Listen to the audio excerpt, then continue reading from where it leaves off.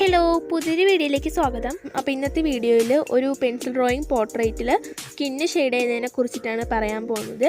അപ്പോൾ ഞാൻ ഇവിടെ ഡോക്ടർ APJ അബ്ദുൽ കലാമിൻ്റെ പടമാണ് വരയ്ക്കാൻ പോകുന്നത്. അപ്പോൾ ഞാൻ ഔട്ട്ലൈൻ ഇട്ട് വെച്ചിട്ടുണ്ട്. ഗ്രിഡ് മെത്തേഡ് വെച്ചിട്ടാണ് ഔട്ട്ലൈൻ ഇട്ടത്. അപ്പോൾ ഇങ്ങനെ ഔട്ട്ലൈൻ ഇടാൻ എല്ലാവർക്കും അറിയാം എന്ന് വിശ്വസിക്കുന്നു. ആർക്കെങ്കിലും ഡീറ്റെയിൽ ആയിട്ട് എങ്ങനെ ഗ്രിഡ് മെത്തേഡ് വെച്ചിട്ട് ഔട്ട്ലൈൻ ഇടാമെന്നൊരു ഡീറ്റെയിൽ വീഡിയോ വേണമെങ്കിൽ കമൻറ്റ് ചെയ്താൽ ഞാൻ ഇനി അടുത്തൊരു പടം വരയ്ക്കുമ്പോൾ അതും കൂടി ഒരു വീഡിയോ ഡീറ്റെയിൽ ആയിട്ട് ചെയ്യുന്നതായിരിക്കും. അപ്പോൾ ഞാൻ സ്കിന്ന് ഷെയ്ഡ് ചെയ്യുന്നത് ഒരു ലെയർ ബൈ ലെയർ ആയിട്ടാണ്. അപ്പോൾ ഫസ്റ്റ് ലൈറ്റ് പെൻസിൽ വെച്ചിട്ട് ചെയ്ത് തുടങ്ങാം. അപ്പോൾ ഞാൻ ഇവിടെ HB പെൻസിൽ ആണ് ആദ്യം എടുത്തേക്കുന്നത്. അപ്പോൾ HB പെൻസിൽ വെച്ചിട്ട് ഫസ്റ്റ് ഒരു ലെയർ സ്കിന്ന് ഷെയ്ഡ് ചെയ്ത് കൊടുക്കാം. അപ്പോൾ ഷെയ്ഡ് ചെയ്ത് തുടങ്ങുമ്പോൾ ആ ഭാഗത്തുള്ള ഗ്രിഡ് ഇറേസ് ചെയ്ത് തുടങ്ങാം. അപ്പോൾ ഏതെങ്കിലും ഒരു കോർണറിൽ നിന്ന് ഇതുപോലെ ഷെയ്ഡ് ചെയ്ത് തുടങ്ങാം. ഏത് ഷെയ്ഡ് വേണമെങ്കിലും നമുക്ക് സ്യൂട്ടബിൾ ആയിട്ടുള്ള മെത്തേഡ് യൂസ് ചെയ്യാം. ഇപ്പോൾ ഓരോ മെത്തേഡ് ചെയ്യുന്നവരുണ്ട്, ഹാച്ചിങ്, ക്രോസ് ഹാച്ചിങ്, അങ്ങനെ പല മെത്തേഡ് ചെയ്യുന്നുണ്ട്. അപ്പോൾ ഞാൻ ഇപ്പോൾ കോണ്ടോർ ആയിട്ട് ആണ് ചെയ്യുന്നത്.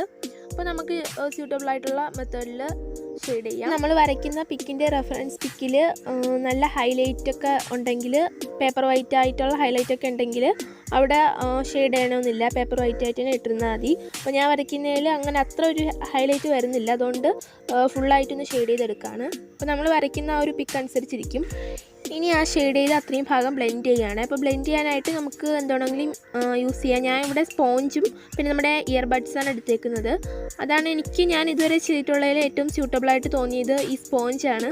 ബ്ലെൻഡിങ് സ്റ്റംപ് ഉണ്ടെങ്കിൽ അത് യൂസ് ചെയ്യാം, അല്ലെങ്കിൽ ടിഷ്യൂ പേപ്പർ എടുക്കാം, കോട്ടൺ ക്ലോത്ത്സ് എടുക്കാം, എന്ത് വേണമെങ്കിലും നമുക്ക് ഏറ്റവും നല്ലതായിട്ട് തോന്നുന്ന ഏത് വേണമെങ്കിലും എടുക്കാം.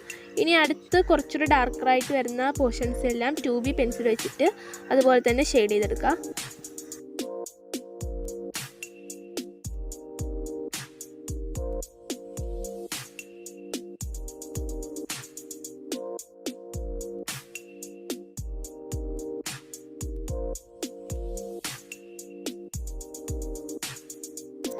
നമ്മളിപ്പോൾ ഹൈപ്പർ റിയലിസ്റ്റിക് ഒക്കെ ആയിട്ട് വരയ്ക്കാൻ നോക്കുകയാണെങ്കിൽ സ്കിന്നിലെ ടെക്സ്ചേഴ്സൊക്കെ അതുപോലെ തന്നെ കൊടുത്താൽ മതി. ഇപ്പോൾ നമ്മൾ നോർമലായിട്ടൊരു പോർട്രേറ്റ് വരയ്ക്കുമ്പോൾ അത്രയും ഇത് കൊടുക്കണമെന്നില്ല. ഇപ്പോൾ നമ്മൾ റെഫറൻസിലുള്ളത് എല്ലാം അതുപോലെ ഏകദേശം നോക്കിയാലും മതി. അപ്പോൾ നമ്മുടെ റെഫറൻസ് അനുസരിച്ച് വരയ്ക്കാൻ നോക്കുക. ഞാൻ നെറ്റിയിലെ ചുളിവൊക്കെ ഉണ്ടല്ലോ, അതാണ് അവിടെ അങ്ങനെ കൊടുത്തേക്കുന്നത്. അപ്പോൾ അതിനനുസരിച്ച് ഓരോ പെൻസിലായിട്ട് മാറി മാറി നമുക്ക് യൂസ് ചെയ്ത് വരച്ചെടുക്കാം. പിന്നെ ആ ഒരു ഷാഡോസൊക്കെ വരുന്ന ഭാഗത്ത് ഡാർക്ക് പെൻസിൽസ് 4B 6B ഒക്കെ യൂസ് ചെയ്ത് വരയ്ക്കാം. ഏറ്റവും നല്ല ഡാർക്കായിട്ടുള്ള പോർഷൻസൊക്കെ വരയ്ക്കാൻ വേണ്ടിയിട്ട് 8Bയും 10B ഒക്കെ എടുക്കുന്നത്.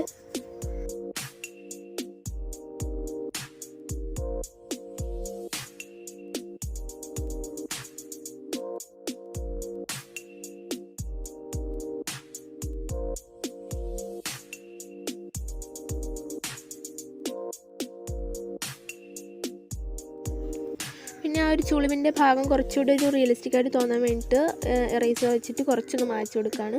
അപ്പോൾ അവിടെ മാത്രം ഇങ്ങനെ ഹൈലൈറ്റ് ചെയ്തിരിക്കും. അപ്പോൾ ആ ഒരു അത്രയും ഭാഗം ഏകദേശം കംപ്ലീറ്റ് ആയിട്ടുണ്ട്. ഇനി നമുക്ക് ഈ ഐ ആണ് ചെയ്യുന്നത്. അപ്പോൾ അതും അതുപോലെ തന്നെ ചെയ്തെടുക്കാം. ഡാർക്കായിട്ടുള്ള പോർഷൻസിൽ ആദ്യം ഔട്ട്ലൈനൊക്കെ ആ ഒരു ഡാർക്കായിട്ടുള്ള പോർഷൻ ഇട്ടിട്ട് പിന്നെ ലൈറ്റായിട്ടുള്ള പെൻസിൽ വെച്ച് ചെയ്ത് വരാം. അപ്പോൾ ഞാൻ ഇത് ഒരുപാട് അൾട്രാ സ്പീഡിലാണ് ഇട്ടേക്കുന്നത്, കാരണം നമ്മൾ അവേഴ്സ് എടുത്ത് ചെയ്ത വർക്കാണ്. അപ്പോൾ അത് ടൈം ലാപ്സിലെടുത്തതാണ്, അതിനെയും ഒരുപാട് സ്പീഡാക്കിയിട്ടാണ് ഇട്ടേക്കുന്നത്. അപ്പോൾ അതും ഏകദേശം കംപ്ലീറ്റ് ആയിട്ടുണ്ട്. ഇനി നമ്മുടെ നെക്സ്റ്റ് ഐയുടെ പാർട്ടാണ് ചെയ്യാൻ പോണത്.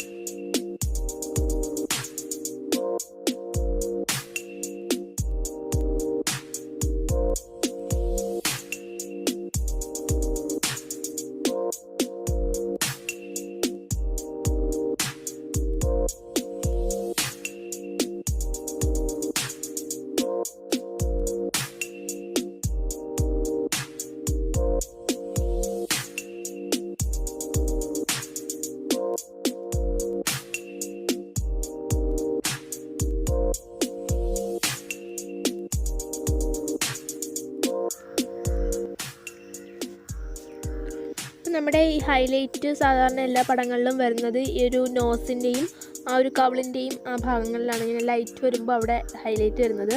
അപ്പോൾ ഇതിൽ അവിടെയൊക്കെ അത്രയും ഹൈലൈറ്റ് വരുന്നില്ല. അപ്പോൾ അതൊക്കെ HP കൊണ്ട് ചെയ്തിട്ട് ആ പോർഷൻസ് ഒഴിച്ചിട്ട് ബാക്കിയെല്ലാം 2B 4B ഒക്കെ വെച്ചിട്ട് ചെയ്തെടുക്കുകയാണ്.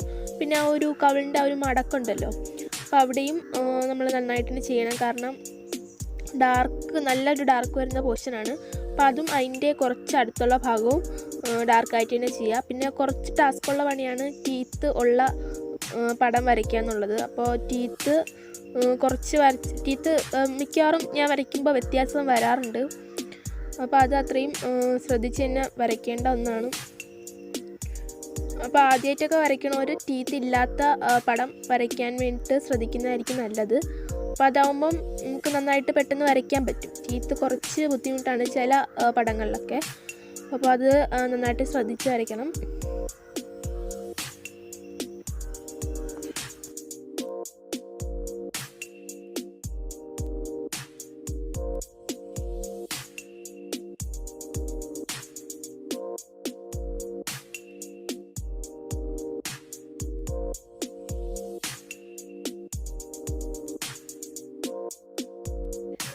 അപ്പോൾ നമ്മുടെ ആ ഒരു സ്കിൻ വരുന്ന പോർഷൻസ് ഏകദേശം കംപ്ലീറ്റ് ആയിട്ടുണ്ട്.